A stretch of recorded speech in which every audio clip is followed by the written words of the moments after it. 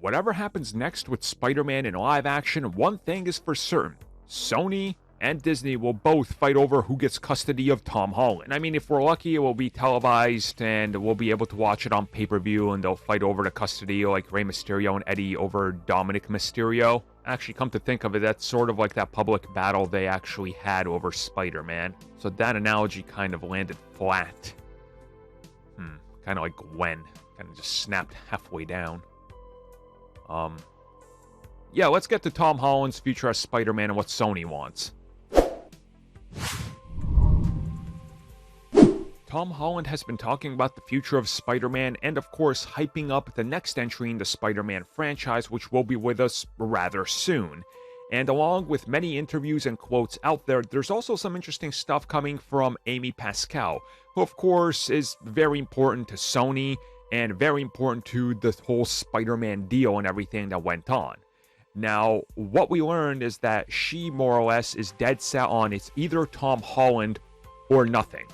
We want to continue working with Tom Holland. He's our golden goose, if you will. He's the one. We can't envision Spider-Man without him. So if we have to, it's going to be tough, but we do not want to lose him because he's perfect. And her saying this, and Tom Holland, confirming it and being like, yeah, I'm their Spider-Man, they love me. It's interesting because what we learned in the last couple years is that Sony and Amy Pascal specifically were very much against Tom Holland being cast because he wasn't a name value. That's why they were very mad when it came to Marvel Studios picking him over anybody else we heard in the running. So it's interesting to see how they flipped on it, but again, they've seen the talent and they know that he can deliver, so it makes sense. And from the sounds of it, Sony wants way more Spider-Man. Like, from what we're hearing, they want Tom Holland for almost forever. If they could lock him down and be like, yeah, until the day you're gone, you're going to be locked into Spider-Man and Sony, that's what they want. And realistically, we know they want more Tom Holland Spider-Man appearances. I mean, look, they were about to just toss him into Venom 2 for no reason. Just be like, yeah, you exist here now. What? Yeah, you can't reference anything ever? You're just Spider-Man. So here you go. We wrote you into this terrible script.